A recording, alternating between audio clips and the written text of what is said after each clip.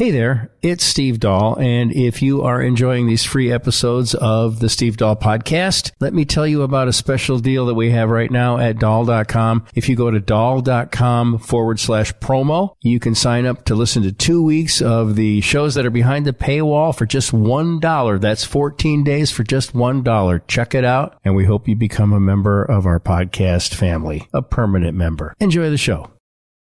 This episode is brought to you by LifeLock. Between two-factor authentication, strong passwords, and a VPN, you try to be in control of how your info is protected. But many other places also have it, and they might not be as careful. That's why LifeLock monitors hundreds of millions of data points a second for threats. If your identity is stolen, they'll fix it, guaranteed, or your money back. Save up to 40% your first year. Visit LifeLock.com/podcast for 40% off. Terms apply.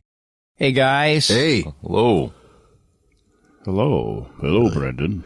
How are you? Good, thanks. How are you doing? Good. Hi, Dog. Hello, Steve. We've already alienated Brendan with some Guitar Center talk. Yeah, started singing the praises of the E minor 7th chord. Mm-hmm. Yeah. Sounds good. It's a good chord if you have it handy. Yeah, thanks. Do you have it handy? You want to have it right For now? the people? Sure, and I'm going to walk you through this one right now. All right. I played in this inversion here. Yeah. Which is way up our 7th fret, but you can play it on the open chord here, the cowboy chord. See, you get your regular E minor, but you add that 7th. It's a D note there in that, so. Nice. But very quickly, and put the guitar down after this. Here's how it goes on the strings in order of this inversion I'm playing. It's an open E. Then we get up at the 7th fret, an octave E, 5th fret, G, 7th fret, D, then open B and E. There you go. E minor Nice. 7th. There you go. Off Nice. that, I'm not going to put you through anymore. You have maybe you do have an idea. You have no idea. I accidentally must have clicked on some guitar lesson or something, online guitar lesson. Yeah? There are so many people offering online guitar lesson theories and programs, and Oh, yeah. it's insane. Yeah. And like picks. Hey, I just invented this pick that makes your 6-string sound like a 12-string. Right, I think I've seen that one. Yeah, I bought some. Did you? I don't have them yet, but You ready for some instant miracles? it's crazy. Yeah. It's just like, stop. It's that. What do I get? I get that. And, shit, I'd have to, I just block it all out of my brain. But the guitar stuff is insane. Mm-hmm. But I bought a book an Audible book last night. About? Music theory for guitar. Whoa. And it says it's for, it's not just for beginners, but it really is for, like, your guitar has 6 strings. I see. So it's really like, it's very rudimentary, and it puts me to sleep. Excuse me. I'm sorry. Mm-hmm. I've been up for a long time. I don't know, but I got a cicada in my throat or something. Oh, boy. See what I did? I updated it.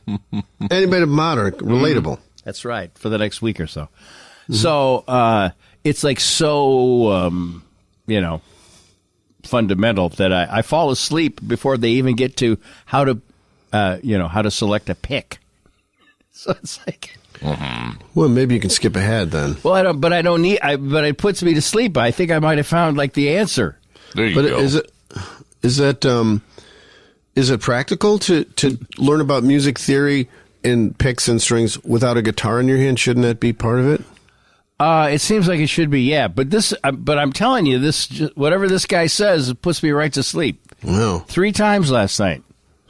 I just went right back to the first chapter, and it was like, well, first, you'll notice that your guitar case has usually 5 clasps on it. You're going to want to unclasp them and take the guitar out of the case.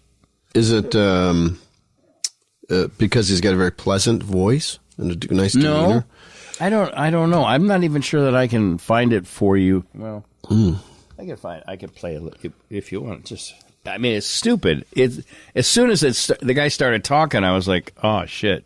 But I don't feel like I'm wasting any money on it because I keep Amazon or somebody keeps sending me, hey, you've got another Audible point you could use. I'm like, Really? Where did I get that? Yeah. So I'm probably paying for it somewhere, but I don't know. Basic purchases, maybe it all adds up. Yeah. Do you feel you're being besieged with guitar lesson ads because of your searches, or maybe Yes. is your guitar reaching out secretly? My guitar might be. Yeah, I do leave. Help! I do leave the computer on down here. It might just be like, bro, you've got to get some help. Yeah. I don't know. I got all the way up to Circle of Fifths last night, but I was asleep. Did it make sense to you, or I was asleep. No? I mean, it starts off with, well, here's one for you. This is kind of where I usually fall asleep. Holding your guitar. How you hold your guitar is the single most crucial aspect of mastering your instrument. In fact, as is the case with many iconic guitar players, the way you hold your guitar can even influence your playing style. It is their... It's like how to hold your guitar. Wow. I might have shot a little low. I might have aimed a little low, but I think it gets, Well, it's the single most important element, it sounds like. Yeah, well, you would know. I mean, you tell me, bro. Yours is always kind of slung.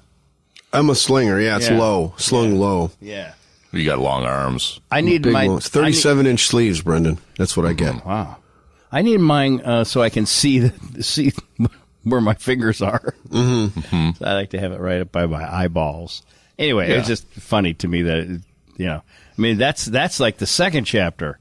The first chapter is explaining. Pronouncing the word guitar. Yeah, no, I mean, it really is. It's like, it's, let's see here. Key You gotta terms. start somewhere. Key terms. Frets. The metal bars that run perpendicular to the strings on the neck of the guitar. Frets. Frets are an essential component that helps you identify which note you're playing. Mm-hmm. Pressing down on the strings just behind a fret produces a clear note. Wow, this is really basics, yeah. So you can see how that kind of lulls me, because I was like, well, I already know this stuff. Yeah. I'm so far ahead of the game. Yeah.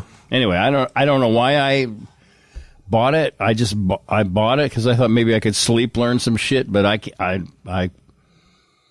I clearly learned about the Circle of Fifths while I was asleep, and I still have a very limited working knowledge of that. The sleep knowledge, I think you need the guitar in hand, honestly. I don't think you can learn the guitar in your sleep. No. Maybe could I sleep with my guitar? I bet. I mean, it's up Just to like you. put the strap on and then just like, not the strap on, like, we don't use a strap on, but the guitar strap on, and just lay there and have it on my belly. And maybe I don't know, whatever. It put me to sleep. You got to have to put the work in, buddy. I think I found something that is, I really do. But, I don't know. I purchased it on a whim. And it turns out it's way better than the ASMR. I mean, I drop off like instantly. Wow. Right when they get to talking about the nut. Mm-hmm. So, I can see that. I can see that being... I mean, the guy's got a very pleasant sounding voice, too. Yeah. It sounds like he's encouraging and the ASMR, I only listen to, it's like... Same when I will only be... massaged by a female. I will only listen to ASMR by females. Mm-hmm. So, is that homophobic? I don't know. I don't know if that's homophobic or just my preference. Could it just be my preference?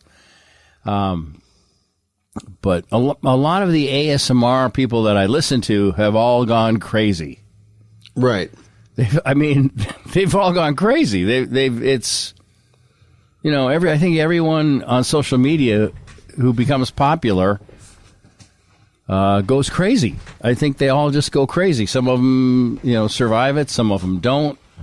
I don't know, but they have they'll be in the middle of, and now just take a deep breath. I'm seriously thinking about drowning my children. It's like, whoa. There's a lot of unsettling shit going on. So, oh boy. Well, fame comes at a cost often. Yeah. Yeah, we were watching some documentary last night about these dancers, TikTok dancers, and a cult that was also a management company. Okay. And I don't really recommend it because it was very unsatisfying because they did not... Is this a documentary, you say? Yeah. I think it was on Netflix, and it was... it seemed like they were going to get this guy, and then they didn't. I'm sorry, I don't even have the name of it. I just started watching it because I didn't want to watch the news. We can figure it out. It was it's dancers that... Are you guys on TikTok at all? Either? No way. Not a bit. Brendan, I couldn't tell from that. I mean, sound, you see, no. you see. It sounded like a yes, but I hate it. Kind of is what it sounded like. Yeah. You know, occasionally you see something on there that's entertaining, but I'm not a diehard TikToker. No, I think that's for another generation. Yeah, I guess, but it's a lot of the dancers. Well, not a lot of them, but actually I had seen a lot of these videos. It's like some church that is also a management company, which is that? And I'm not sure I've ever seen that pairing before. Yeah, well, yeah, it's like Scientology gone wild. Okay, and they then of course the guy who runs the church, a cult, really, it's a cult. Jan and I were discussing it, and she was like, "I'm surprised that these cult members that they'll sleep with that's the whole point of having a cult, is you get all the girls to sleep with you." Traditionally, that seems what's been happening. I mean, I think that's the whole motivation behind a cult, and to get have people do your chores. Manson was Koresh a sleeper? Was he? Oh yeah. Was he? Oh yeah. He fathered kids. Lothario. Yeah. Oh yeah. What about so Jim you and Janet Jones? Watched this together. We did. Yeah. It was date night, or just like you were just looking for a show and wandered upon this. Yeah. We weren't really committed to anything, and it was like 6 p.m. or something, and so we don't really surfing. Tough surfing sometimes through when you've seen a lot of the shows. Yeah. I don't know. Yeah. First, it takes me about a half hour to get all of my apps back out of the kids' stuff. They're watching Disney. There's a lot of, you have to hit the menu button on Apple TV. So there's a lot of menu button hitting to get back to. Are there different profiles you can establish just with a click of a button? You just switch it over to Steve and Janet stuff? Well, it takes some clicking, and then you finally get back to Steve, and then and then there that was. I don't know why, and we watched it, and I don't know the name of it, and apparently Janet doesn't know the name of it because she's. We'll have to ask Janet. Well, she's not going to be on today because we're going to talk to Tami. Oh, Tami Sagher? Uh-huh. Let's call her. Glad she's doing okay. I will, Brendan. This is boring. Oh, that's cool. I understand it's boring and half-assed. I get it. I wasn't planning on talking about any of it, and now I can't remember the name of the goddamn thing. But it was, if you see it, and it's a cult, and it's dancers, it's TikTok dancers, and they have, nice... It's the ones where they're dressed in suits and they're always dancing around a fountain or something. Okay. You ever seen it? You'd recognize them if you saw it. I think, if you ever watched Netflix. But it was bad. I'm logging into Netflix on my computer. Maybe. Well, our TV... Hear that, kid? Your mom thinks you need walking. I don't need you to talk right now, sir. Thank you. Yes, Brent. I'm sorry, Doc. Yes. No, I was just saying our TV saga continues. Last night I installed an antenna. A little digital antenna. Oh, how did that go? Up in my room here because we got rid of the Xfinity cable, and I had this antenna sitting around, and I was working with it last night and putting it in I have 2 windows up here, and they're facing in different directions, so I wanted to A, B, and see what's getting a reception. It was really interesting to me. One window favored the Milwaukee channels. The other window favored the Chicago channels. Oh yeah. Pretty interesting. I went with Milwaukee, to be honest with you, because nice. That was one of the great losses that I was kind of bumming out about for losing cable. Was I like watching MeTV. I have a history there, and also I like those programs. You want to watch some of those old things, and I couldn't get it on the Chicago window, which looks out at the driveway, but the window that looks out on the street, I got the Milwaukee MeTV, so that made me happy. That's problem coming up next. Our can you get an Happy Days, which is based right here. Oh. It's funny that you should I turned on when I was doing it last night. I got the Milwaukee, whatever, some local station, and I go. The news came up, the local news came up, and I go, holy shit, that's Natalie Shepard, this woman I used to work with at an old ad agency, who I always knew had designs for being on TV and everything. And I think, this was probably in the late 90s and started off, I believe, maybe doing weather in Michigan somewhere. I saw her anchor in the local news. Wow, cool. And I was like, man, she did it. So that was pretty cool. Can you A/B switch that so you can go Chicago, Milwaukee, whatever you feel like on any given day? Well, it involves. It's really, or is it really just for the MeTV? That's for MeTV mainly, but I mean, there was other stuff on there. I was just happy to have programmed the TV. It's an older thing, and I was trying to hook up my wireless, internet and stuff like that, so I could use a Chrome thing or whatever. It's all, I was saying, these are the kind of electronic problems and TV things that I kind of really dig solving, but also don't.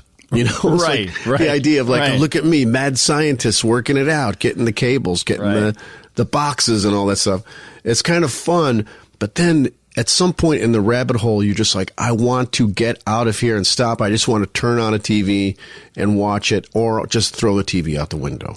So yeah, I think that's why big cable isn't that worried about all this cord cutting yet. Because I tried that too, and I was like, fuck it, man, I'm going back to Xfinity. I can't. This is too much work. Dancing for the Devil is the name of the show. That's what I was watching. Oh, we send it over to Whitefish Bay now, where there is the softball team's having an interesting promotion. It's a real town, Brendan. We're the Wilking sisters, and today we are going through our memorabilia boxes. Anyway. That's what it was. Dancing with the Devil. It just started right up again for me, but it has a very unsatisfying conclusion. So I'm just telling you that right now. Wait, hold on. How does this work? I don't really want to watch it. I just going to play that little part where they all...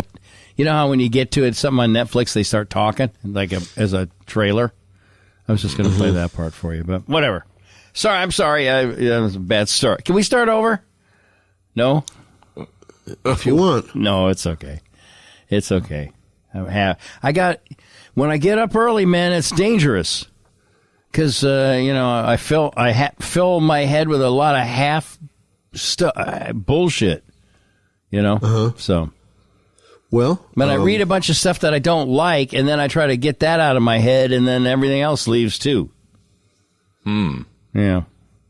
I like that show, Reacher. And I was reading something called The White Power Fantasy of Reacher. I'm like, it's just a TV show about a big guy that tries to help people, that's all.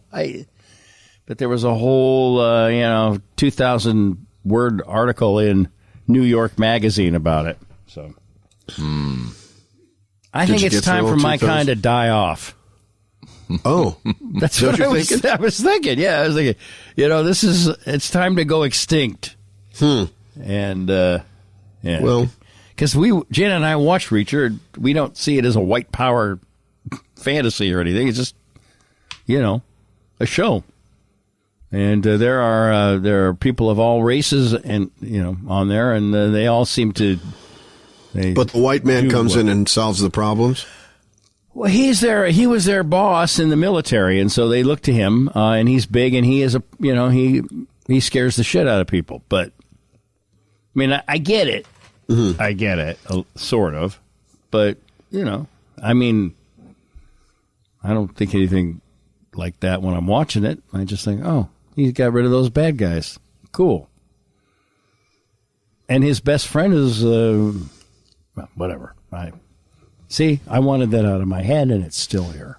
Now up to the Marquette area. Shaka Smart's selling his home, I hear. Huh? Yeah, we got it. You can do a Milwaukee accent. We got it. All right, you want me to call Tami? Should I call Tami now? I probably is a good... If she's available. Yeah, well, yeah. No, she's waiting, I think. But at 9:30, I said I'd call her. So in the meantime, I'm just going to give you more half-assed takes on things. No, that's... I apologize for that. But it was unfortunate because it was 3 episodes, and we watched it, and the final episode is called "You Reap What You Sow." So you figure that's where the guy's going to get arrested and stuff, right? But I don't know. Is he breaking the law to solve these problems? Well, when you have a cult, it's very iffy. Oh, wait a minute. You're not talking about Reacher now. You're talking about the cult dancing show. Yeah. The Reacher thing, it's too complicated to, I mean, I get it. If it was a giant black guy, maybe people would think of it differently. I get it. But what do you want me to do? I'm just trying to watch TV. I think I'd watch a show with a giant person of any persuasion who's solving crimes and making the world a better place. Cannon? Cannon. There's a perfect example of that. Yeah. Shaft. Sounds like a Me TV classic. What about Shaft? Sure. I like Shaft. Mm-hmm. Bad mother, shut your mouth. Talking about Shaft. Well, we can dig it. So, yeah, I don't know. I just, too much. I think I spent a little bit too much time on the couch yesterday. I did go work out, but then I spent a lot of couch time. Did you get out for a dog walk? No. That's good for everyone. Yeah, I know. And the weather's very pleasant. I'm going to do it today. Rosie and I are going to go walk after I go to the dentist. What's going on at the dentist? I think it's a teeth cleaning. Okay. I didn't ask. And you bring Rosie for comfort? No. I'll walk her after that. No, but I've been brushing the shit out of my teeth for the last 2 days, and it does no good. It's too late. Mm-hmm. It's going to be embarrassing. Yeah, they know. Yeah, they know. But I think that they don't really mind it. There's a lot of, there's a lot of, but if I could keep my teeth clean on my own, I wouldn't need to pay $200 to have them cleaned. Mm-hmm. Right? So, whatever. What did you boys do? We got yesterday? A disturbance over in Eagle River at a dentist's office. Criminy, Doug, will you please point your antenna towards Chicago? I like the Milwaukee scene. Okay. Plus, also, my boys up there, it kind of connects me with them. I can talk about news stories and stuff when I'm up there. And Brendan likes Milwaukee, and I like Milwaukee, too. So do I. Yeah, well, yeah, right. We all like it. Yeah, we do. So there's lots of great, fun stuff coming up. Farmers market season. I think just based on what I've been doing so far today, I think my career is over. I think this is the end of you're really poking around at a dead carcass of something with a stick, trying to revive it somehow. Yeah, I think maybe this might, maybe yesterday was it. Yesterday was good. Yeah. I'm not sure I can equal that effort. No, I think we can save it. We got Tami coming up. She's always a jolt of creativity and energy and stuff like that. And, we just and Tami for half an hour. You'll be fine. You'll be back on your feet again. All right. Yeah. All right. Sometimes getting up early is not good for me. Because I don't. What is early? What time did you get up?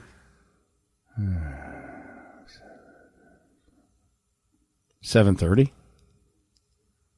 All right, for 9 o'clock. That's early for me. I've been up since 5:45. Yeah. Well, and you sound ready.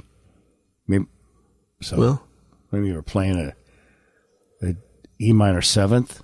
Playing some guitar. I was working on, did my morning pages. Brendan's nailing the Milwaukee accent, just nailing it, and I'm just like half-assedly talking about TV shows and things that I read that I don't like, but I read them anyway.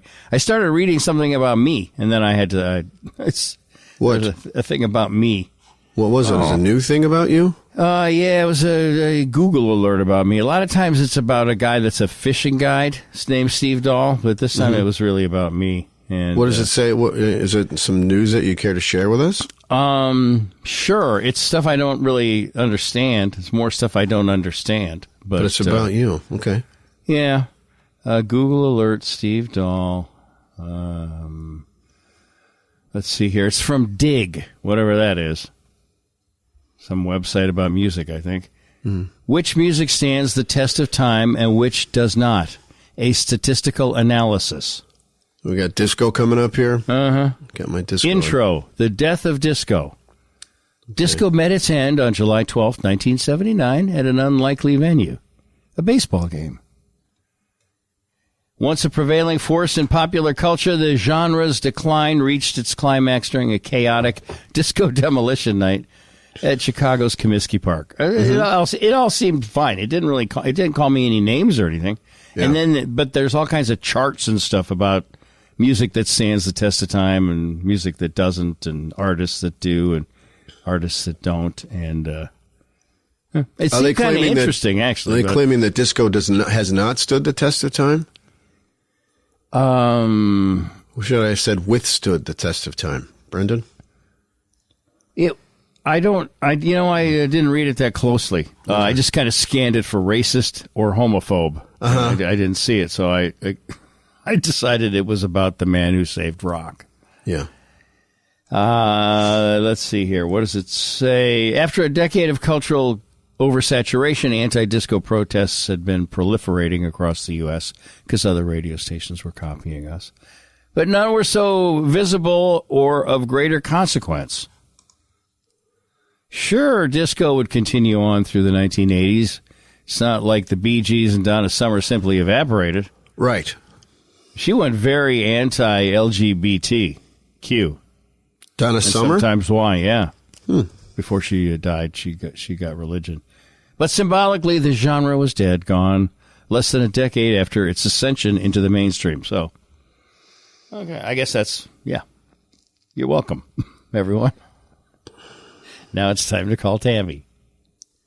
Don't you think? It is. It's literally time to call Tami. It is. So it was just about, what music stands the test of time and stuff. It's kind of interesting. There's a lot of graphs and charts and things. So it started to hurt my pretty little head. Hi, Tami. Hello. Hi. How are you? I'm good. How are you guys? Good. Tami, we're good. Can you hear us? We want to check out the equipment here. Testing 1, 2. How are you? I can hear you great. Thank you. Excellent. As can we. Good. Hear you. And you are in New York City today? I am. I am in Brooklyn. Steve, I've been telling you, I have been I've been having conversations with you guys in my head because I've been listening not just to the current shows, but I have gone back to the oldest ones that I could find on just the podcast app, which is 2020 early quarantine. I've been making my way through those again. So it's been like, first of all, it's very heartening to be like, oh, we're not in those times again. Yeah. We made it through there, which is nice. But yeah, nonstop. You guys are my past, my present, my future. You are in my ears all the time. Well, thank you. Well, you're everything. That's a Barry White song, I think. You're my past, my future, you're my everything. Wait till you hear the first half hour of today's show. You're really going to you're going to call me up and give me a talking to. Like, what was that? Yeah. Oh, no. What was that half-assed, half-baked shit you were bringing? It was a for fucking half hour? dud. It was a dud, Tim. You're gonna. Did you just You have some start notes. over? I wanted to, Start over? but I was at that 17-minute mark. They won't let me. I know. After like the first 2 minutes, they won't start over. They will refuse. They'll just they won't disconnect. They won't start over. They just. I think that's good. I think it's your instinct to take out all the pauses that makes you want to start over. I think it's a good thing to let it be imperfect. All right. And just write it out. It was super half-assed.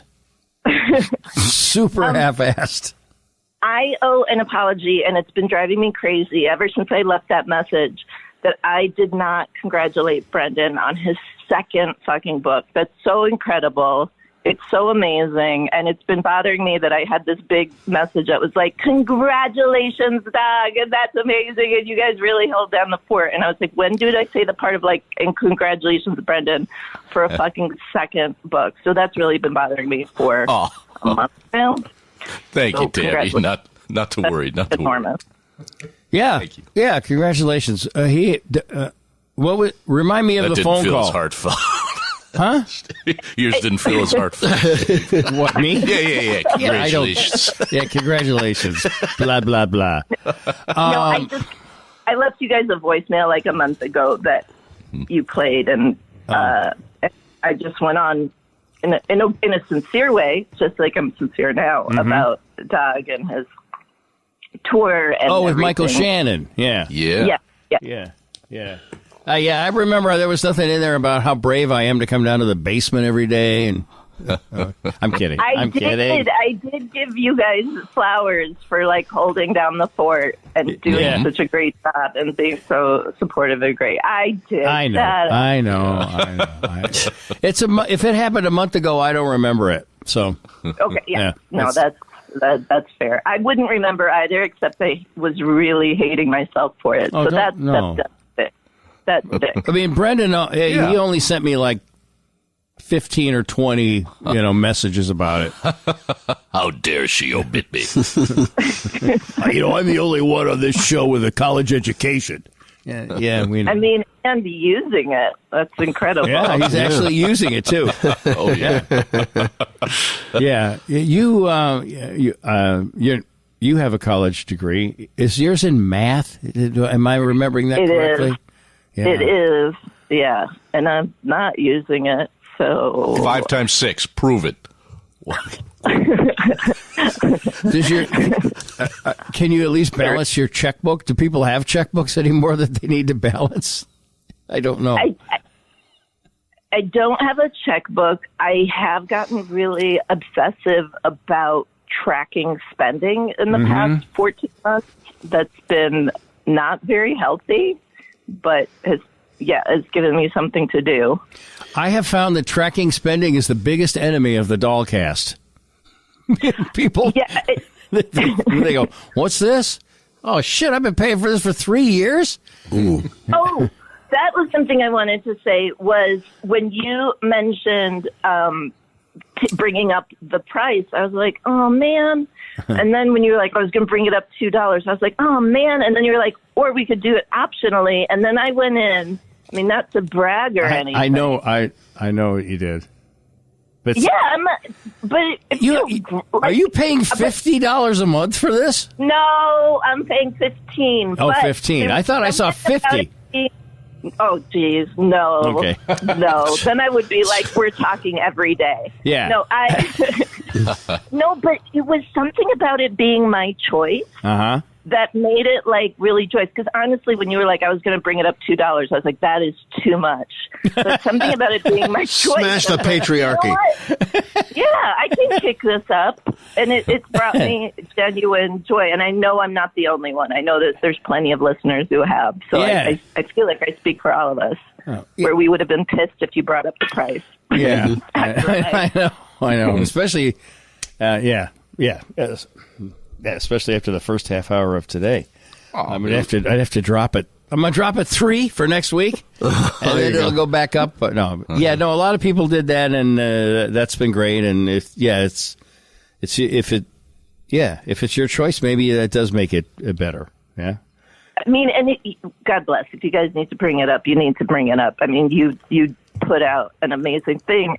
There's no other podcast I know that does a daily one, let alone an hour and a half every day. Like, it's, again, one of those things where if something is happening in my life and I fall far behind, then I have so much to catch up on, where I'm doing even what I'm doing now, where I'm re-listening to stuff that I listened to years ago and now. You know what I mean? Yeah. It's really special. Thanks. So thanks you guys. Thanks. Thank you, Tami. Yeah. Thank you. I don't know. I didn't mean to put you in a weird spot. So No. It's cool. Weird about money. Yeah, it's cool. It's it's every little bit helps. That's for sure. So, I'm still trying to recover from the loss of, what was the name of that guy? I know it's Sklar. What was the name of his company?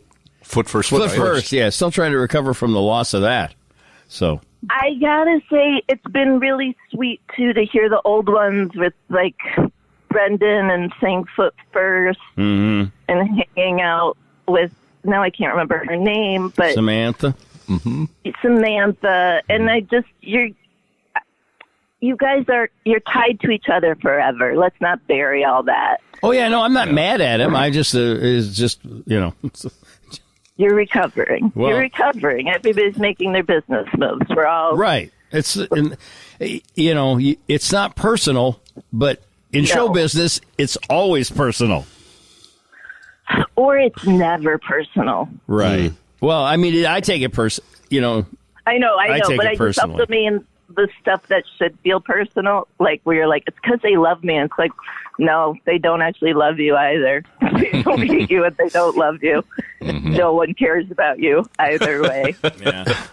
Well, I've almost made it all the way through, so I'm good, I guess. I mean, in terms of showbiz, there's nowhere else for me to go. So I hear that. Yeah. I mean, I'm also in the place of like, robots are taking over. What can I do? Oh, speaking of robots, not going to be funnier than you. I've actually am dealing with robots that are funnier than I am. In fact, I'm going to take that first half hour and put it through something and. No more robot singing. No more robot singing. Here we go. All right, I'll turn that off today. What is the opposite of catchy? It's like, that's what it is, where I'm just like, it's like it moves through me like what they give you before a colonoscopy. Like my ear colons are being cleaned out because it's funny because it makes you realize like, oh, this is what music is like when there's no hook whatsoever. Mm-hmm. Did you ever see those Instagram ads there's some service that offers like custom made songs?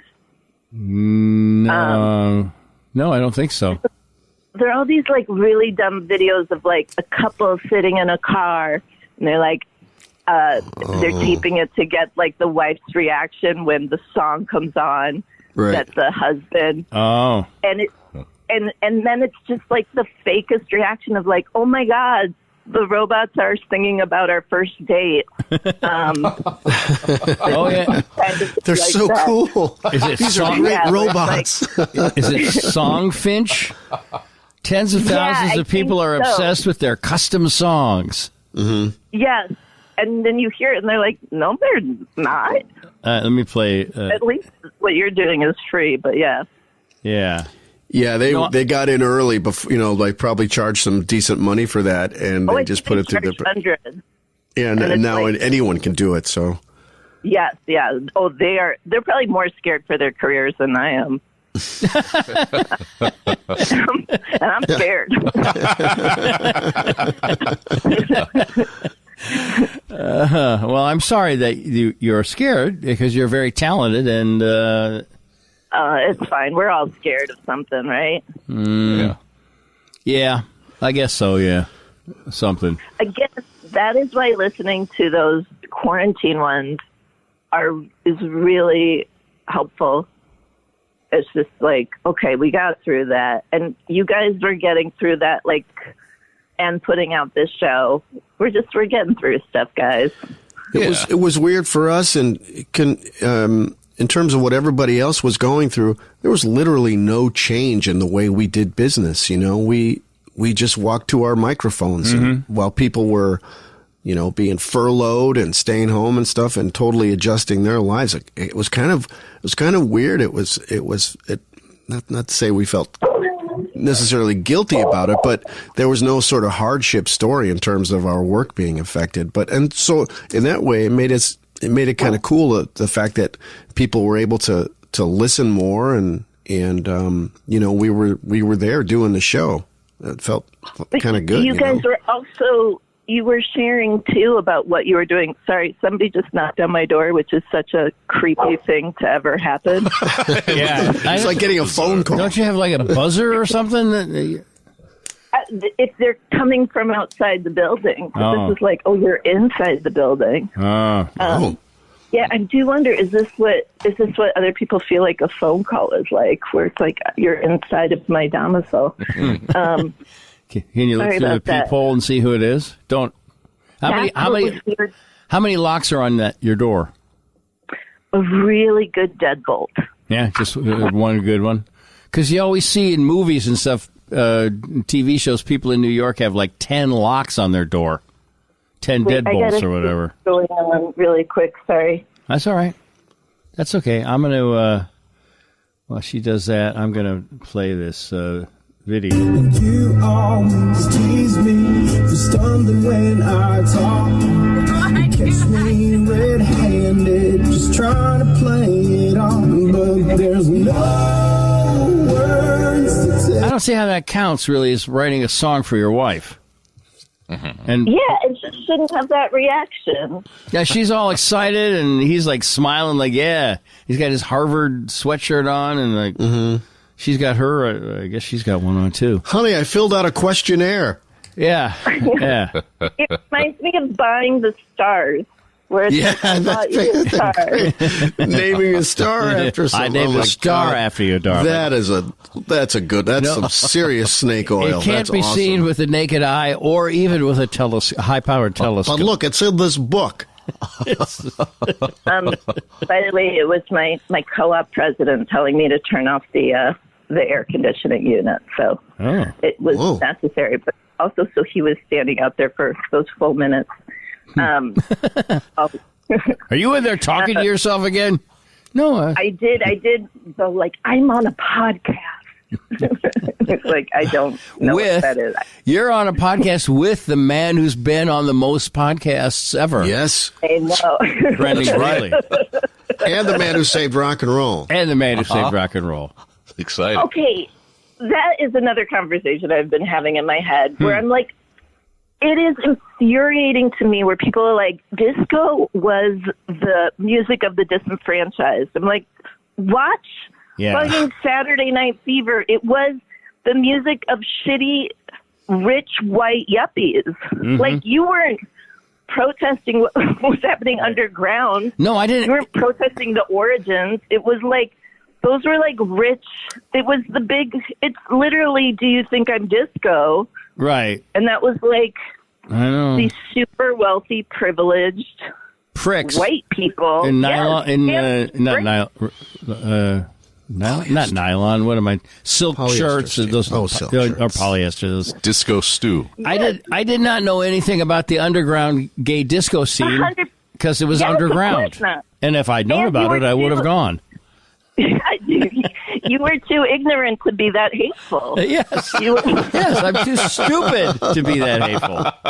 But also, like, it was not when it was coming up. It was not like protesting rap music for bringing down the culture. It was like, it was at the peak. Mm-hmm. It was at the peak garbage time of it where it was like, yeah, it was very privileged, actually, the discotheque. That's all. That's the only part I knew. I didn't know about all the other, the underground stuff. Well, of course not, because that was what was going on before it was successful, before it was like co-opted. Right. Yeah. Right. And even if you were still involved in underground stuff when I was doing when I was saving rock, It seems like that would heighten your underground experience, that there was danger topside. Right. Yeah. I don't know about that argument, but yeah. Sure. Didn't it inspire you to see things set on fire?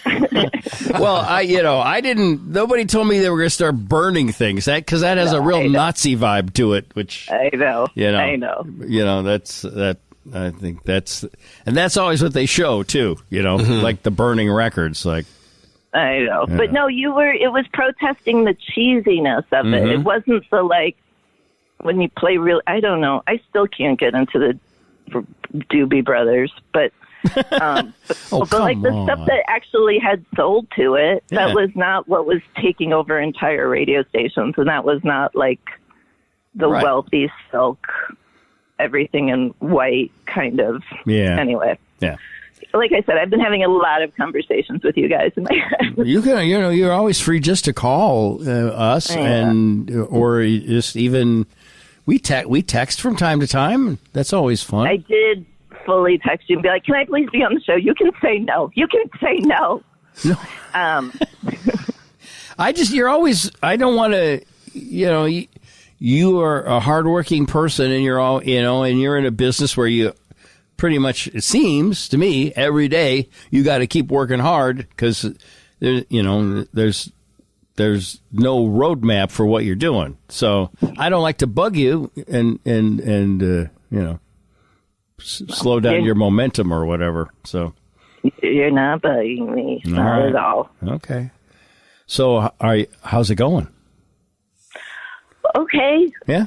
Okay. Okay, things are really good. Things are really good. Things are going to work out. Are you doing a 2-person show still, Tami? I know that you would post about that from time to time. It seemed like it was, I don't know if it was weekly or monthly, but... I was doing a monthly show with Chris Gethard, and then we haven't done that in a few months. He lives out in New Jersey, and the theater where we were doing it one day took him over 3 hours to get to. It was like, okay, so that's gonna... so now I'm just improvising. Luckily, it's come back to where I can do it once or twice a week, because during COVID, it really... the theater shut down, obviously, and some of them didn't open up again. But yeah, I got off of Instagram like 4 months ago, and so I haven't really been posting anymore about any shows. But yeah, so still improvising, less so with Gethard, but yeah. So do you have like a improv group that you work with? Yeah, there's a weekly show called Rat Scraps that's at a place called The Caveat. I know it was sort of a reformation of a show called Ask Cat that was at UCB. And then during the pandemic, UCB closed, and some of the people went and formed this thing called Rat Scraps. So that's a weekly show where we get a monologist. We just had, the girl who was in Scotland, that horrible Willy Wonka chocolate factory debacle thing that happened in Scotland. I don't think you guys actually talked about it. And there was a photo. They used AI actually to make a thing make this look like an incredible experience. They charged a ton of money. And then when it opened up, it was a bunch of empty tables and sad actors dressed as Oompa Loompas. Yeah, and some candy bars strewn about. Exactly. So the girl who was in the big photo looking miserable is now having she's the toast of America. So she came and did monologues. Really? We had Padma Lakshmi come and do monologues. Oh, cool. Yeah, I think I read that I read an article about her, but she's out of the food game now. She wants to get a stand-up. She is so charismatic and witty, and she was really terrific. Yeah, she wants to do stand-up, right? Yeah. I think she can do it too. Yeah. It's weird. It is that weird thing where it's like, I don't want to laugh at you. You're too beautiful, and then you're like, stop making me laugh at you. Yeah. With Stop you. it. Now be my best friend. Be my best friend. No, she was really, really dynamic. It is that thing, too, where you're like, oh, some people just have it. Some people just have it. You know, the thing that makes you want to watch them. Now, okay, so is that when you have a monologist at an improv? I did something once. I don't know where it was, but it was something for Improv Olympics. It was like an anniversary show for them or something. Yes, you definitely did. Armando Diaz show, it was probably called. Yes, and I didn't. It was like my job was to get up and tell a story, and of course I completely, sabotaged it. That's not how I work. Yeah, So, but I got up there and I told something. It was just, I guess,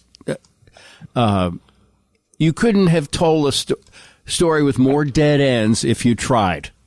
That's fine. I bet you would actually be great at this if you were coming to New York. Actually, all of you guys would be great. But it's you get a suggestion from the audience, and then the monologist, just say like what that makes you think of, and then you sort of stumble into a story. Oh, that would have been helpful. Literally would. Oh, yeah. You don't prepare one. Yeah. Nice. See, they made me have one on my own. I'm like, I don't know what do you guys. I don't. No. And Tina Fey was there. I mean, like big people were there, and I was like, I don't know what to say.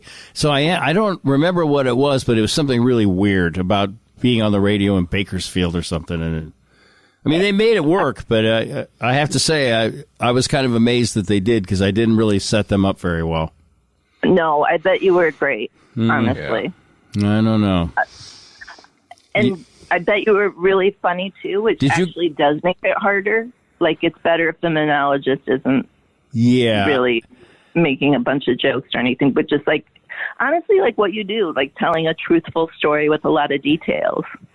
Yeah, but I did try to end it funny, which I think they didn't appreciate. It was like, you just ended it. Yeah, I know. Sorry. Honestly, I bet you were great. You know who was really terrible at it? Was Chevy Chase. Yeah. Because he would just make stuff up, very obviously, and also was so clearly panicking and going for weird laughs. Where it was like, oh, come on, just tell a story. Yeah. Just tell a real story. Were you at mine, Brendan? No, I was not. But I remember when you were, But well, because you almost were like, yeah, no, it was pretty good. But you weren't there. I'm sure it was great. It wasn't. I think you're just like. I think you're hating on yourself today. 100% beating up on yourself. I am. Yeah, I do. Was it something like? Did you? Has there been a bad turn or something, or just a bad? No, not really. It's just one of those days. Some days. Yeah. Was it like the first half hour of the show today? What happened? I know the first half hour is fine. We're fine. We're just making bullshit. jokes. My typical half-baked bullshit. No, I'm fine. I'm good. I'm good. Everything's good. But thank you for your concern, Brendan. And sure, you gotta ask. And Dog. No, I didn't express. Although you didn't express any concern, I know. I don't think Dog really cares about you. I was bummed last night. I'm on Lakeshore Drive, and they just shut it down for no reason. It seemed like they were just practicing shutting down Lakeshore Drive. Apparently, well, no, because they do overnight stuff. Oh man, you gotta watch it, dude. You gotta watch the 10 o'clock news, bro. There's still news on there. I guess this is what I'm missing because I would have known not. I knew all about those closings on DuSable Lakeshore Drive. I don't know. They closed down everything except the right hand lane, so one very lane slow down to one going. lane. But then on the side, there was a guy in Lincoln Park Lagoon there who had caught the biggest fish. An enormous fish, and his friend was taking. Are you going to eat that? I wasn't far from doing that, but it was. I'll send you. I took a picture of the fish. Traffic was so slow. Yeah, it's down to one lane because they're working overnight, but then at some point in the summer they're just going to shut the whole thing down, basically to 2 lanes or something. Right, because summer no one goes downtown or goes to Grant Park or uses Lakeshore Drive at all. At the very front of the line where they at LaSalle North Avenue, they had this giant truck parked sideways, and there's no work going on, but there's 3 construction workers just taking. Hey, we got brakes. There was, and there a few vehicles, there'd be somebody who'd be like, "You guys aren't doing shit. Why is this shut down?" And they were like, "Oh yeah, stop your car right there. Let's go. Come on, get out of the car." They were just I'll do some shit on your goddamn face. Yeah, they were wise ass motherfucker. They were challenging people to fights. Oh, great! Wow. A city that works. When it feels like it. Yeah, but that's been on the ABC 7 News for 2 weeks. And you know when Rob Elgas tells you about it, it just seems better. Sure. Yeah. It just seems better. I was there were so at different points during the wait I was swearing and then just depression and then whatever. Hey, there's a fish. It's hey, there's a fish.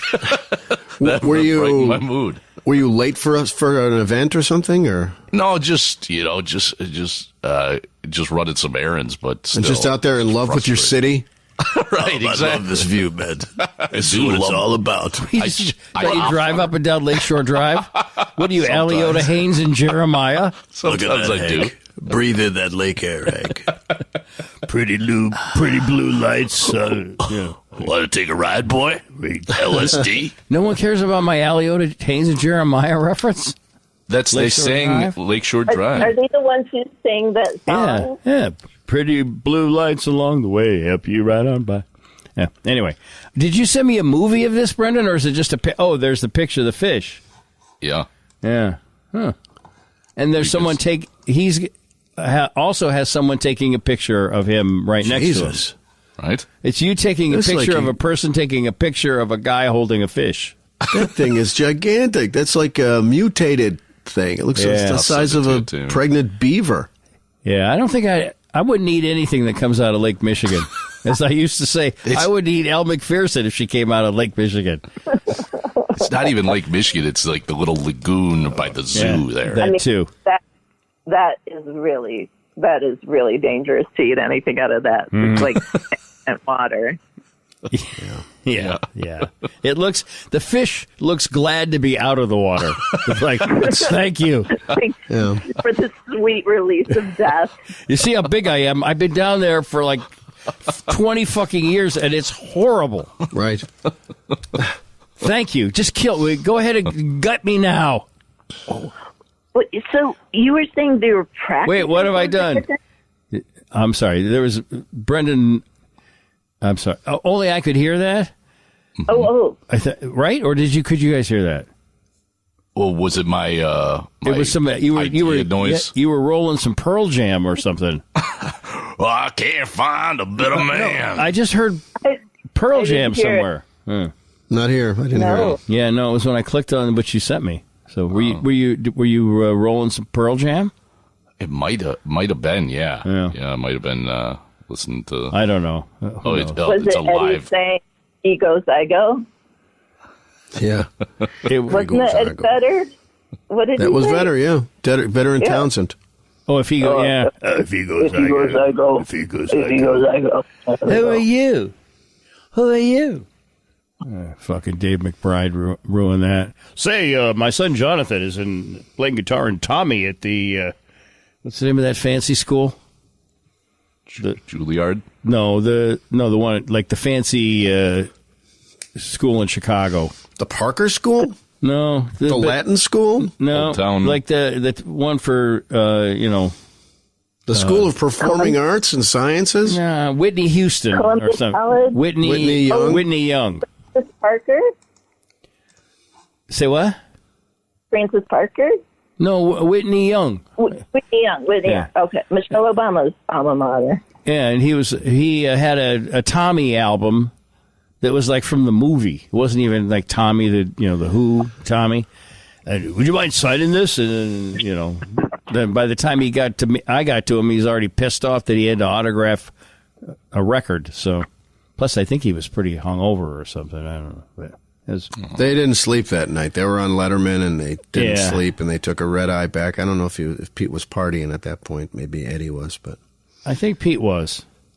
And then they said, I was fine with it being over. I don't like to do interviews anyway, quite frankly. So see you, Tammy. No. I can tell. This isn't an interview. Tammy's a friend. But, interviews are just usually, the person never adds anything to the show.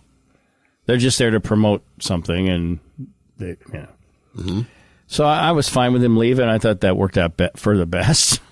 But then somehow, Matt Dahl was coming down, and we were going to go see him, Eddie Vedder, Pete Townsend, and whoever else it was at. Actually, I think Roger Daltrey was there, and I feel John Entwistle was there too, at the House of Blues. And then the person who had arranged the radio interview said Pete wants to meet. He wants you to stick around because he wants to apologize. And I'm like, that's not necessary. I have a great 30-second clip I could play forever. So then we waited in the foundation room for an hour and 15 minutes, and finally she came back in and she goes, I'm sorry, but Pete and Roger are having an argument, and I said, what about?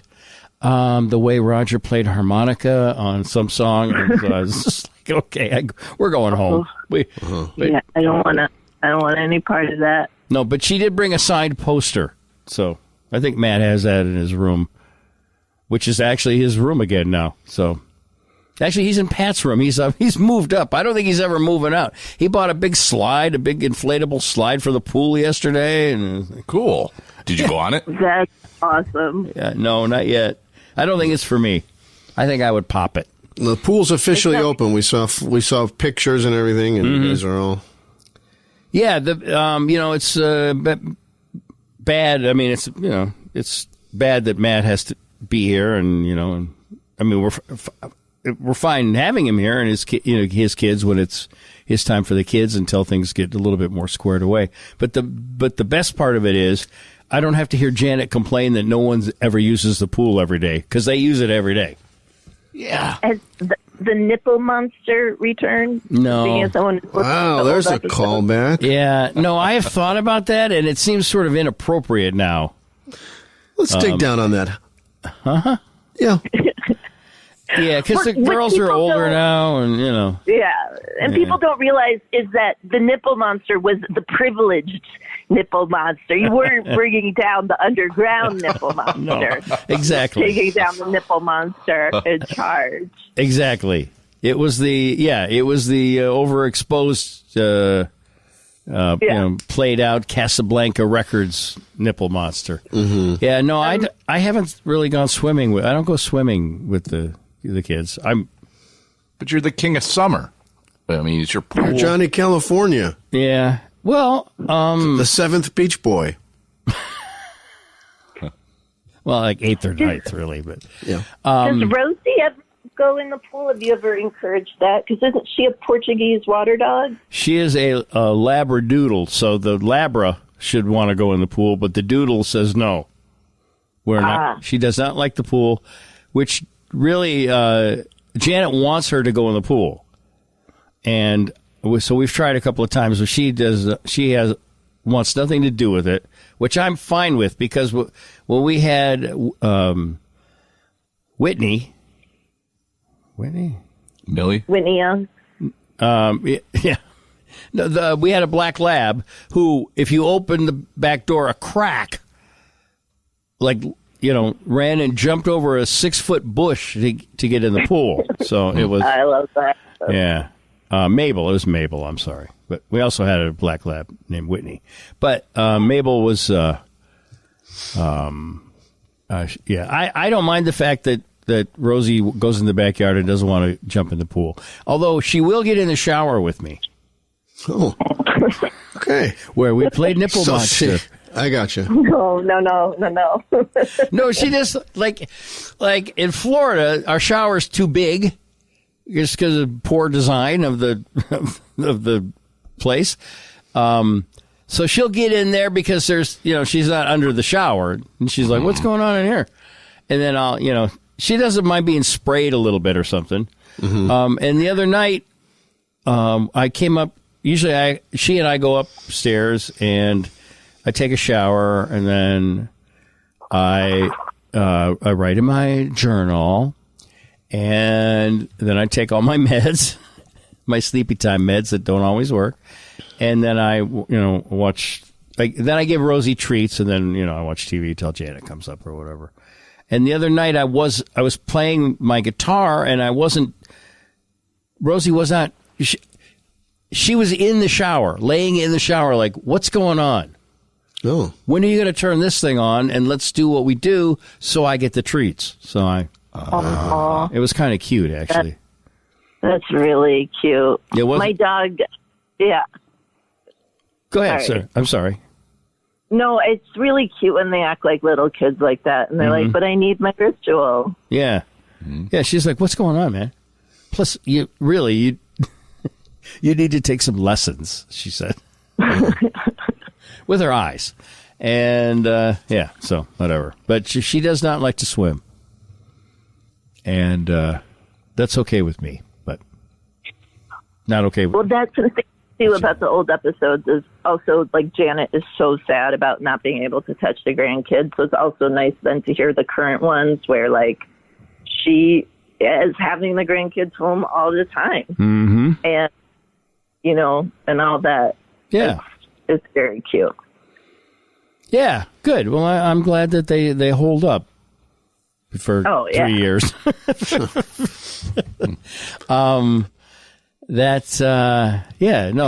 She had a much better time in Florida this year, that's for sure, because we had a visit from Mike and his family, and Pat was down there too, right? Matt was down there. And and then she came home once, and then her friend Bonnie came down. Yeah. And her sister. Her sisters, yeah. Her sister. What's that, Tammy? I did want to hear Bonnie on the show. I'm sure that would have been very stressful for you, but it would have been enjoyable for. No, I would have been happy to do it. I don't know. That was the only time they stopped talking in a week. So, it's timing, I guess. It's just, timing is everything. Can I ask Tammy, are you still chasing ink? Are you still a pen aficionado? Less so. It made me realize that I get my weird obsessions. So I also, selling them is such a pain in the ass. Brendan just sent me a link to a person-designed pen. Oh, that's beautiful. Did you get this, Steve? No. Yeah, it's on our chain. It's above the photos. Okay. All right, so it's saying that he designed a Mont Blanc. Wes Anderson did. Yes. Yeah. And very pretty. $2,500. Pass. What? Although think for a second. I can say it in Spanish, bolígrafo. That's one of the words I've been learning. All right. Nice. Mm-hmm. Yeah, no, I don't, yeah. No, I'm still using them. I'm using them a bunch, but I'm not, like, chasing them down the way I was. Wait, if you write with a Wes Anderson pen, when you look down at what you've written, does it make less sense than you thought it did when you put it down on paper?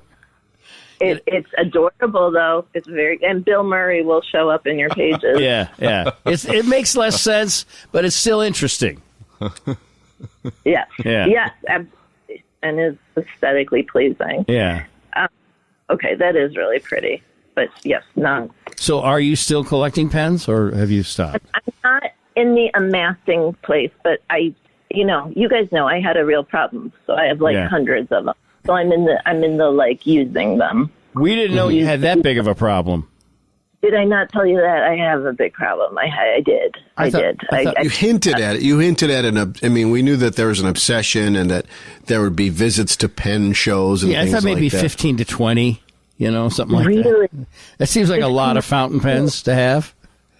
No. Unless we're going back to 1920. No, there's hundreds, and I gotta find. I have a photo of. It's not even what my ink closet looks like now, but what it looked like. Ink closet. Ink cabinet. Maybe I should just take a photo of what it looks like now. It's pretty unorganized. No, there's a phrase. I guess it's with what the knitting community calls things. It's sable. It's like beyond your lifetime ability to use it all. Uh-huh. And I definitely hit that with ink as well as pens. So I'm going to take, this is pretty unorganized. And again, this is probably 1/2 of the amount of ink that I have. And I will send this to you guys. Yeah. So you know what? The last pen show I went to was a couple of years ago. And I only sold pens there. Oh, okay. And that actually also helps you want to not buy pens, is it's such a pain in the ass to sell them. And I'm not somebody who I made money on that pen. It's like, how much did I lose? Oh my God! Wow. I'm looking at the closet right now. It looks like you have a bunch of different jars. Oh shit! Come on, Steve. What the fuck is wrong with you today? Like a spice rack or a medicine? That fancy vinegar, Italian vinegar. Oh, like balsamic? Yeah, it looks like a bunch of little jars of, very trendy balsamic. Mm-hmm. Small batch. Yeah. That's just the ink. Wow. That's not even all the ink, which also reminds me, Gog, I was going to send you a bunch of ink samples, because you put them in little test tube vials and you use needles. Steve, you would love that. Mm-hmm. Yeah, can I get some too? Yeah, just so you get a taste. I mean, you were trying to talk me very forcefully out of cartridges. Replacing cartridges and just going direct, just using ink, just refilling with ink. Yeah. Yes, using a converter. Because cartridges, I mean, look at how many ink colors you get to play with. Yeah. But again, I did not send you any of those. I'm so sorry. I think I have ADHD. And it makes life a little harder to actually do things. It's quite all right, Tami. Yes. It's quite all right. Yeah. I think we all have a little bit of that. At least I do. So. Mm-hmm. But it makes then those sort of obsessions get really, again, this is half of it. And each of those bottles is probably at least an ounce, if not more. And a pen is maybe 1/3 of, what is it, 0.3 milliliters? It's insane. Each bottle represents 15 years of ink, basically. Yeah. So. Yes. Yeah. And if you look closely, you'd be like, oh, that bottle, ow. Sorry, my dog just bit really hard on my finger. Your dog bit you? Well, not on purpose. She had something in her mouth, and I mistakenly I was trying to play with her for quiet, and I did not realize that my finger was attached to the toy. There's a bunch that are oh, that's no longer sold. So that was tracked down in Japan. Just dumb shit. Just dumb shit. Yeah. Is there an ink market at these shows? Can you unload some of these fancy inks? Yeah, but then I get to that place where I'm like, I don't want to. It's really hard to come by. Where I'm like, well, what if I can never get it again? It's that compulsive thing. But it does help me not buy anymore. Well, that's good. I'm at that stage where I'm not buying anymore, which is helpful. It seems like you're good. Just looking at the one ink closet here. Seems like you're good. Just 2 of the shelves. Oh, God. But you write all of your scripts and everything by hand. I do write by hand. I do actually use it. Yeah, so that's not completely insane. I have finished bottles before. Yeah, and it's part of the creative process, maybe is oh, I have a different, I'm going to use this ink, and then that makes me think a little differently or whatever. Anything that sparks a little creativity I think that's totally acceptable. I do change the pen that I use every page that I write, sort of as like a treat to myself. So I'll like a president signing something or a governor signing something? Yes, totally. But I'll do it'll be like, okay, just do another page, and now you get to use this fun, teal colored one. Yeah. Well, I get that too. That makes, wow. That you just figured out a way to, make it work. That's all right. I don't think that even sounds crazy.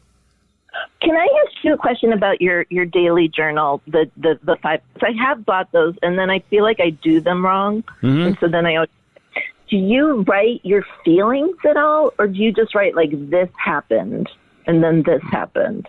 I feel like the feelings of it just goes downhill really fast.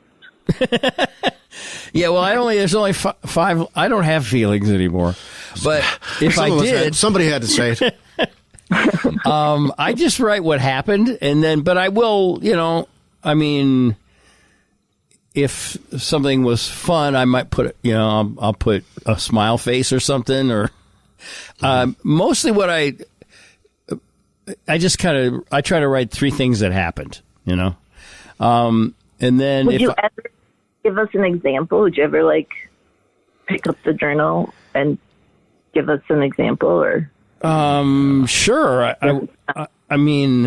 Journal Fridays. I don't even remember. Up, yeah. Yeah. It's nothing embarrassing. Well, some of it is kind of, some of Matt's stuff and things like that. Private. But yeah, but mostly it's just, what I did, did the show. What did I do yesterday? Did the show, went to the gym, and with my trainer, and then I think I wrote Matt bought a slide for the pool, just what we needed. No, I didn't. So there's sarcasm in there. No, I'm kidding. I'm kidding. I roll. I'm kidding. It's great. It's his kids are enjoying the pool. It's nice since they have to live at 2 places that they can come here and have things that they look forward to do. Yeah, totally. But so that part of it where it's just what we needed. No, I'm kidding. It's great that they have something that they love to do. That I feel like I would just sort of go down a path with that where looking back at it, I'd prefer to just read Matt bought a slide. Yeah, that's what I do. That's all I have. And then I can, if I remember, anything that attaches to that, because I do go back and look sometimes. I'll go back, I wonder what happened 8 years ago today, and then I'll get my other 5 years at a time journal, and I'll look, and I'm like, oh, that's interesting. That's what I want. And then I just get it, and I end up getting, I get too squirrely and and this made me feel like this, which made me feel like this, and then it's just boring. So I would start today with talk to Steve, Doug, and Brendan, or whatever billing you want to give us. However apparently Brendan is right now the beloved one because he's an author. Right. But I would put that. I put condo dude came and told me to turn off the air conditioner, and then maybe why ? Mm-hmm. Or did he tell you why? Did he tell you why? There's been construction on my building for 14.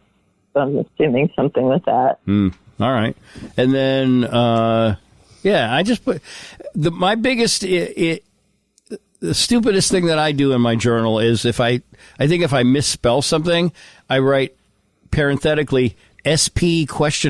Because I feel my kids are going to just get them and get drunk and just read them all some night around a poker table. And he can't even spell, whatever, so I'm still overcompensating for my lack of education, even in my own journal.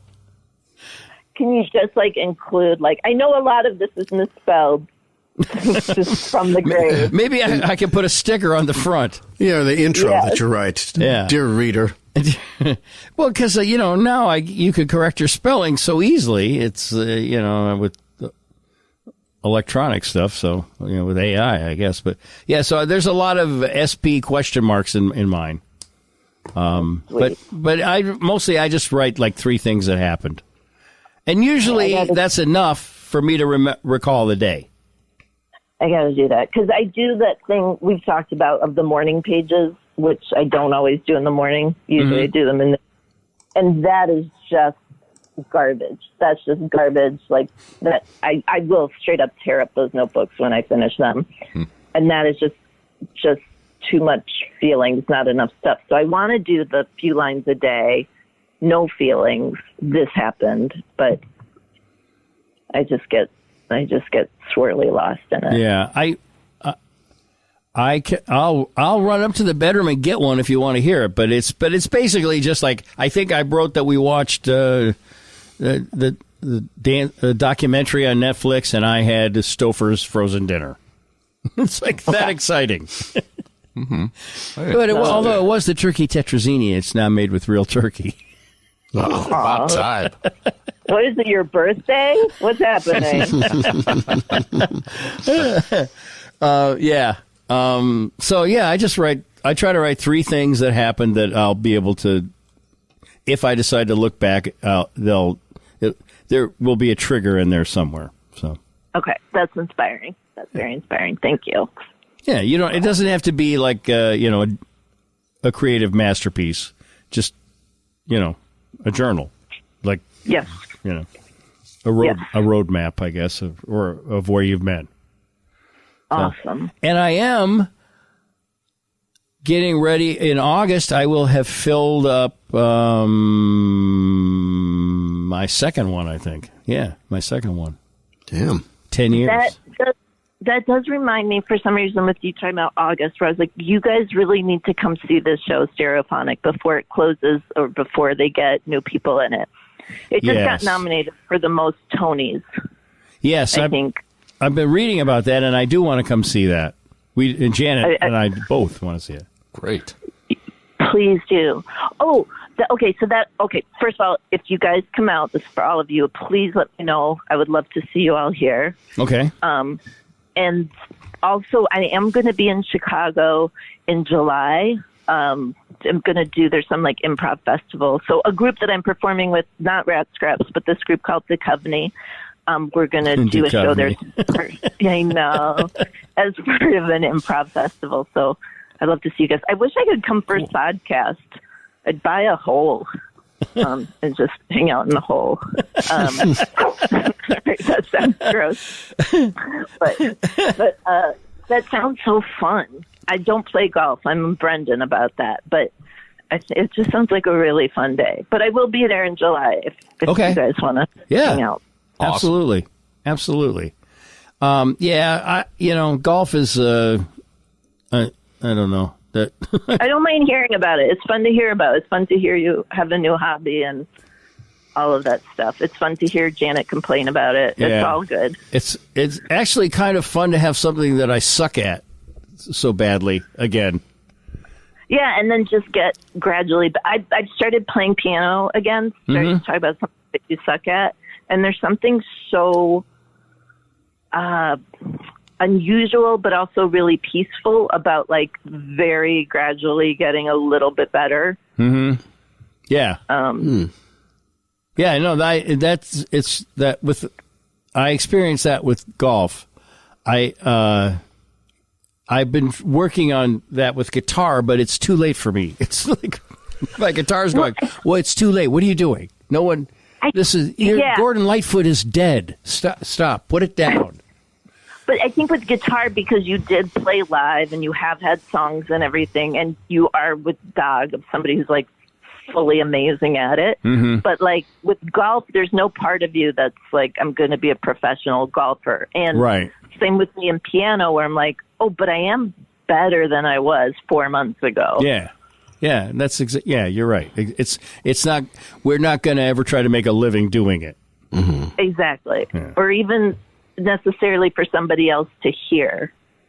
Whereas, like, you have performed in front of other people with your guitar, but like piano, I won't even let my dog hear. I have like a keyboard and headphones on. It is a thing to like for my piano teacher to hear, where I'm like, oh God, this is so crazy. Another person is hearing me do this.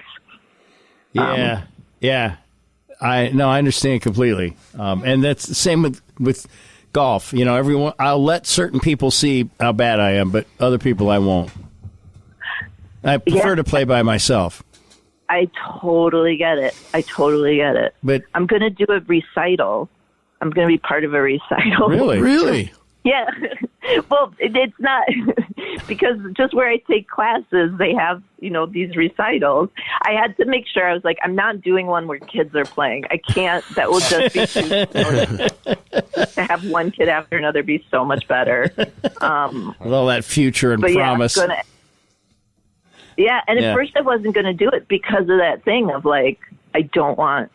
And then I was like, okay, there's so much scary shit in the world. Let's not give this a thing that it does. Who fucking cares? Like, I need to get to that place of who fucking cares about it. Yeah. And I'm trying to get to that place with golf and starting to get there. Yeah. So I understand 100% what you're talking about. And that's an excellent, I hadn't thought of it that way, but yeah, it's not anything I need to do. I don't need to support my family with it. In fact, it's probably going to bankrupt my family.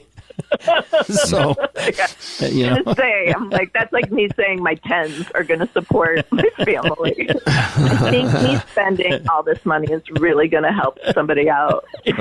Yeah. So. But there is something about being like, oh, I couldn't begin to imagine ever playing this with my hands together.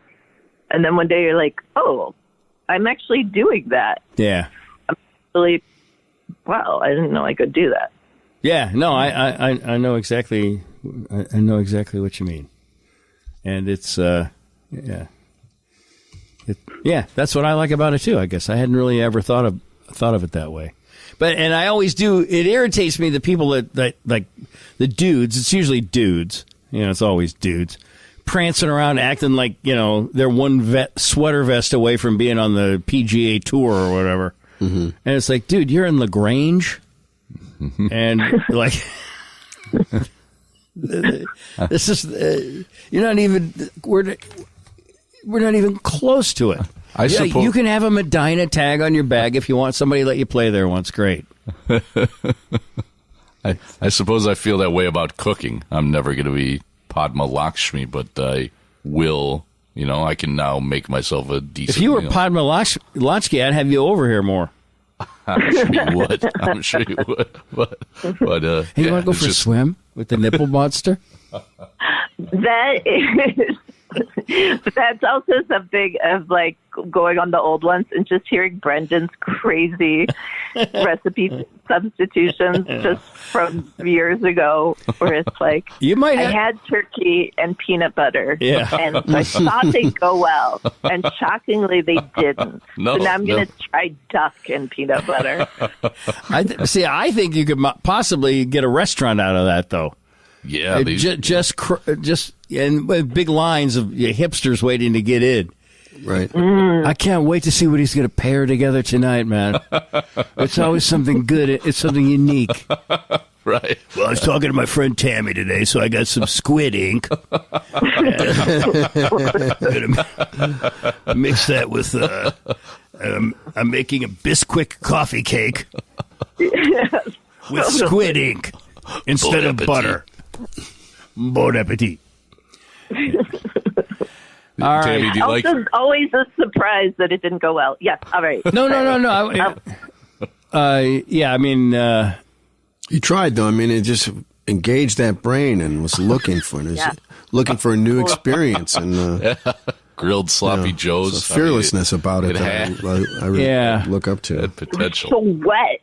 It was so wet. And like you added a gallon of water to it. I know. Right. I thought it would burn off. Pierogi soup. Yeah. I don't know what happened. Oh, man. Yeah. That was a mess. But think about that, though. Like, I don't know if it works in Chicago. It probably is. But in New York City, for sure, a guy with a restaurant, right?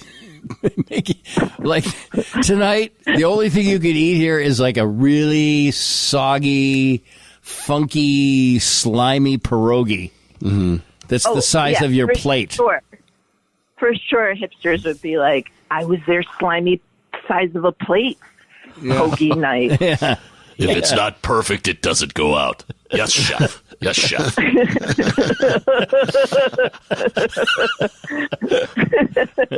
I was there last night. He never served anything.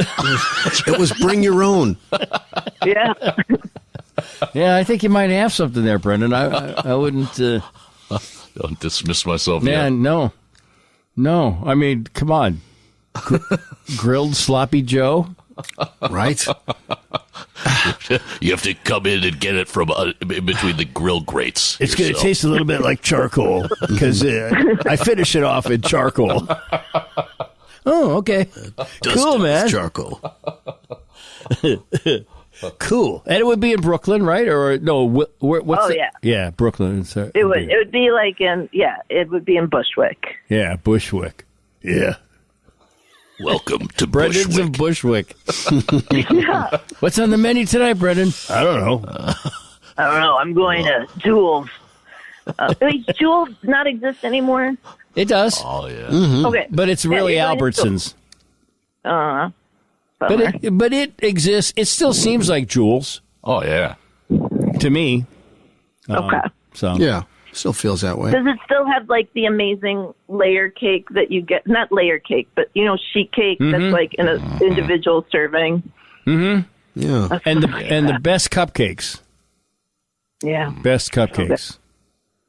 But yeah. Although for some reason I'm just going there and buying apples. I did buy Envy apples because of you. You are an influence. What's the verdict? Sir. Fucking delicious.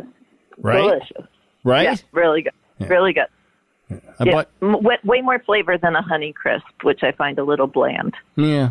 And once you go Envy, you can't really go back. Yeah. And about every third day, I buy 10 of them, and I always go to the same checkout person usually, and she looks at me like, "What? Why are you buying so many?" She never asks me, but I can tell she's thinking it, and I'm enjoying the mystery of it. Now, at least here the Envies are a little out of season. Yeah, or apples just in general. Yeah, they're starting to. The supply is dwindling because I think they switch over to growing them. I think maybe now they grow them in South America or something. It's like you can get cherries now, but they're all from Chile, as Anderson Cooper would say. Yeah, but you got me on the Envies. Oh, good. Well, I'm glad.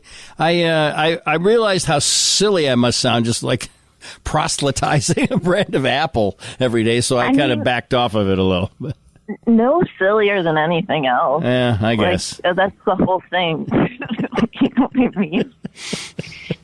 I had a fit the other last week. Jan and I went to this so-called fresh market, and they did not have Envies. And the guy, and I even asked him, and I said, "Let's get out of here. I don't want to be here because she goes off wandering and looking for whatever something pesto flavored toothpaste or whatever." And I'm like, "We got to get out of here. They don't have the right apple. That's why we came." She said, "Well, can't you get there's like 50 different kinds here." No. This is my fixation now. Yeah. This is my weird obsession. Yeah. I did actually get some other kind that a subscriber had suggested, and it was good. Lil Sweetie, I think it was called. I think. That might be a tangerine. But anyway, it was good. I found the skin to be a little too thick. Yep. Sorry. Makes a difference. Sorry. It was a juice. Maybe it was a Juicy Lucy or something. Or that might be a hamburger in Minneapolis. I don't know. That's a hamburger. Little cuties are the little tangerines. Yeah. I do remember this call. I remember this message, but I can't remember the name of it. Yeah, it was like whatever. But it was good. But it was just I'm sorry, but there was a while there where a wine crisp was really good. Mm-hmm. It was like a wine sap and a honey crisp mix. So I like the Envies. I liked it. Good. Well, I'm glad. I haven't really received a whole lot of backing on that from anyone. So like Doc and Brendan ran out and bought one to try. Haven't done that yet. No, need to do that. I look for them though. I definitely look for them at the Jewel. I think you ended up buying a Jealousy, didn't you? I did. Yeah. About a green-eyed monster. Yeah. It was a green apple. Yes. All right, Tammy. Well, I'm glad that you are. It's nice to talk to you, and you sound. I love that you're like, I'm glad you're doing well. I'm glad to talk to you. I'm glad you're still alive. I'm glad you can talk. Well, no, yeah, it's always lovely to talk to you, and we should do it more often. I would love that. Thank you, guys. And before you come to town, let's talk a couple of times so that people will know where that is and all that, and they can go. Oh, yeah, that would be awesome. And if you decide to fly in on June 24th, I've got a hole, I'll keep a hole open for you. You'll pardon the expression. Yeah, gross. Okay. No, I meant it. I know. The pen hole. You could be trying to sell pens there. Yeah. I love it. Fill it with ink. And my ball is covered with ink. Yeah, I know. It's very expensive ink, though. All right, Tammy. Okay. Love you guys. We love you. Thank you. Thank you. Bye. Bye, Tammy. Bye, Tammy. What was that, Brendan? That was... What? Almost swimmer-esque. Yeah. Bye, Tammy. It was... it's my friendly... It was lovely, Brendan. It was Thank you. Heartfelt and... Sugar Bee is the name of the apple. Sugar Bee, yeah. It was good. But the skin was a little thick for me. Sorry. No? Sort of become a weirdo. Become, Steve? Really? Sort of? All right, the show. We do need to talk about the people that make the show possible. And that, of course, would be number one, the subscribers. The best ever. Yeah. Thank you for that. Thank you, folks. Yes. And also, well, I'm going to play this because I think... It's the last time for it, huh? Is this the last day in May? No, it better not there's be. One more. There's one more, yeah. All right. Tammy made you feel better, right, I think? Made me feel better? Yeah. Yeah. Yeah. You sound good. You sound like fun, Steve. I was just irritated with myself for being awake, having plenty of coffee, clearing my throat a million times before I came down here, and still, having read a bunch of stuff that I was reading stuff that would do me no good down here. Yeah, you got caught in a vortex. Yeah. That's what happens when I get up on life, and then you talk to a friend. Yeah. In comes Tammy. Well, who can't remember the name of the TV show they watched last night? Oh, a lot of people. There's a lot of shows. I don't remember. I don't know what I watched last night. Really? You were on Lakeshore Drive looking at fish. Scumbag. Do I have the word fucker written all over my face? We have a problem. This is Steve Dahl Show. Oh, no, she's still there. Rambo. You're all the same kind of, buddy. Thank you, Director. I'm in the alcove. I'm playing shortstop. I feel fine about it. It's okay. There's some anger in the diabetes community towards the fatsos. I had donuts, candy, Coca-Cola. I was like Willy Wonka out there. It appeals to the Cal Ripken Jr. in me. Yeah. Illinois grandpa. Nothing's going to stop me from carpeing some diem. Come on over, put up a new fence for me. I was trying to have some fun with the sheriff, and he was not playful. You giving me the brush off? A little too childlike for me, almost. You can wander back out anytime you want. There was a stash of gabagool. If you have questions for somebody, ask them. I hope you had the time of your life. I tend to be gregarious with strangers. Good. Mounjaro. Here we go. As long as you don't mind me going, wait, let's start over. The dog... this is something that happens after... this. All righty. Instrumental bed. Yes, the instrumental bed. Hi, everybody. Thank you so much for tuning in. Let me find my sheet of sponsors. The Dollcast brought to you by you and your fellow subscribers and by our podcast partners, David Hochberg, Team Hochberg 855-56-DAVID, 56david.com. John Heggie, Heggie Law, Jheggie at HeggieLaw.com, estate planning. And I was reading that thing yesterday from him about those two people that I think they inherited houses or something, and then they couldn't pay for them anymore, and we probably do need to call him to clean that up because I don't understand it. But I guess the part that I understand and the main thing is you have to have an estate plan. Yes, you do. And a last will and testament and all that, and it needs to be thought out properly so that bad shit doesn't happen to your people after you're gone. Mm-hmm. Because even if you were kind of a prick, after a few years they forget that part, and then oh yeah, your memory is it gets their memory of you gets better, but not if they're not if you fucked them. But everybody gets a death bump as far as like lovability, right? Yeah. Yeah, I think so. Sometimes it takes a while. Mm-hmm. But I can only speak from my own experience. But you don't want to put you don't want it to go to the government, state and federal. Mm-hmm. And you want your whatever you have worked hard for over the course of your lifetime. You want that to go to the people you want it to go to, and you don't want them to have to suffer any negative consequences. Mm-hmm. And that's what John Hagee does. 847-272-7360. Roast to order, roast2order.com. Delicious, freshly roasted coffee delivered right to your door. Amen. Mm-hmm. I'm having some now. I'm having... I don't know what it is, but it's good. I don't know what bean it is. Janet's in charge of the grinding and the coffee making. Not in charge of it, but she does it. So, which I appreciate because you need coffee each morning. Yeah, I do, and we have a coffee maker that's just complicated enough that I can get away with saying I don't know how to work it. And you might like have the trouble, washer and the dryer.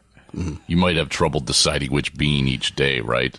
Like you'd get caught up in that. Uh-huh. Mm-hmm. I would. I'd be like, maybe I'll do a couple of the Colombians, and then maybe I'll mix some Ethiopian with the Colombian. That might be good. Yeah, take forever. Roast to order, roast2order.com. Fabrides Flowers, FABflowers.com, 888-885-2000. That's the promo code. And, no, that's not the promo code. That's the phone number. I'm sorry. I'm looking for something else here. Promo code is going to be Stever on this Stever is the promo code. Yeah. And it'll save you 10%. And that'll add up. I'm going to just say that Fabrini's is the best florist in Chicago. So there. How do you like them apples? How do you like them apples? Yeah. And Lowell Mora, ImpactCFO.net, he's got his Zoom call today. Oh, wow. Got his Zoom call. Yes. Where he'll just be there and you can ask him stuff. Mm-hmm. That's a valuable resource. Yes. Yes, I think it is, because the guy knows a lot of stuff, and you can get some good stuff from him just on the Zoom call. Sure. Yeah. And for free. And then you go, well, wait a minute, I need more stuff like this, and then maybe you hire him to, be your fractional CFO. Maybe you can't afford a CFO. CFOs, you don't want to. Hey man, stop thinking about money. You don't want that kind of person around all the time. So you have Lowell come in every once in a while and straighten everything out for you. That's what I'm attempting. Fractional sounds like a round. Sounds like a round of playoffs. Yeah, I know. We're headed to fractionals, guys. I know. Or or jet ownership. Yeah. But you could also fractionally own a CFO. Mm-hmm. That's right. And here is a link. I'll tell you what the link is to the Zoom call, which will occur at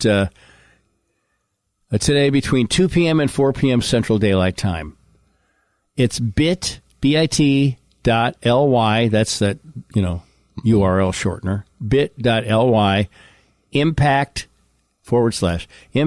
CFO Zoom. Cool. Give that one more time. bit.ly / impact CFO Zoom. Got it. So go check it out if you think it might be something that would be helpful to you. Which I can't imagine unless you have even if you have a CFO, maybe you want him to double check. Put a little heat under his ass. Well, I mean, gosh, every day you read about people stealing money from their companies and stuff. Yeah. And maybe he comes in and goes, "Hey, just have him come in and take a look at the books." I don't know. I talk to him. Does he have the power to shoot anyone that he feels is taking? I think. I don't know. Okay. I don't know. Doesn't provide that extent of muscle. Yeah, but I know that he, I'm sure he could help you bring them to justice. There you go. Lola's book sales have slowed. Can you offer any advice to it? What do I do? Someone at Amazon's fucking me, aren't they? Can you just take a look at what they're doing?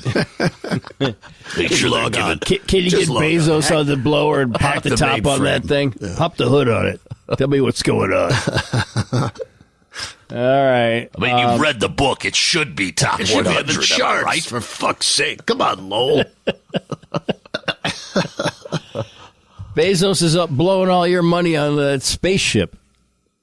So you can take people up for a ride in the spaceship. I don't know. So go to the Zoom, okay? So if he's just sitting there by himself, then I don't predict good things for us. You heard it. In terms of keeping him. No, he's very patient. He gets it, and he's promoting this in other places too. So. But I really think it'd be a good chance for you if it's something that when you hear me talk about it, you go, well, man, I don't know, maybe I don't know. It's a good way to work through the maybe I don't know part. Even if you don't have a specific question, just to go listen and see what he can offer, right? Mm-hmm. Might spark something, right? An idea or a question or a need. Mm-hmm. Exactly. All right, gentlemen. What? That's all for today. That's it? Oh, yeah. Well, I mean, we're starting over? We don't have to redo that first half hour or anything? No, it's fine. Okay. I don't. Oh, it's great. It was great, Stever. Look at you. You made it. Rosy-cheeked now. Oh, yeah. Happy. Spring in your step. Apples. Everything's good. Fridge full of apples. Yeah. I was just pissed at myself because I couldn't remember shit. And, what really bugs me is when I'm down here and I have to clear my throat after I've been working on it upstairs for like a half hour.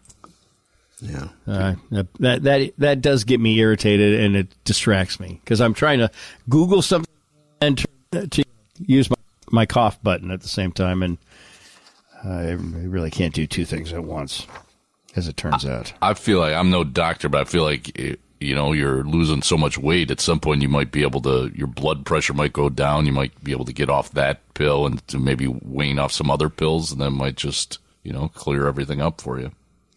I'm just thinking. I think Daddy's going to be happy without some sort of pills. Yeah. Right. You could still take some placebos. All right, but they have to have the right numbers on them and stuff. I mean, if you're going to fake me out, you got to fake me out all the way. Absolutely. It's a white oval with a W on one side and 48 on the other side. It always says that on. Do you know it says that on your pill bottle? The numbers? It describes the pill exactly.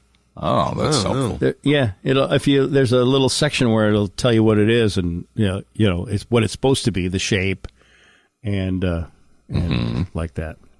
Yeah. And because I get generics, and Janet will mix them, and she'll mix the different shapes. And so every once in a while I have to double check to make sure I'm not, I don't want to take the, I mean, it's nothing bad that would happen to me, but yeah, I like to take. Yeah, you want to take the right drugs. The right thing, yeah. But yeah, no, I don't, my blood pressure probably is lower now. Yeah. So. Yeah. I think I'm going back to the doctor in July, I think. So. There you go. Is that the checkup? Yeah, it's a checkup, and I got to check on that prostate. That's what I mean, yeah. Yeah. I'm not really looking forward to that. But. Yeah.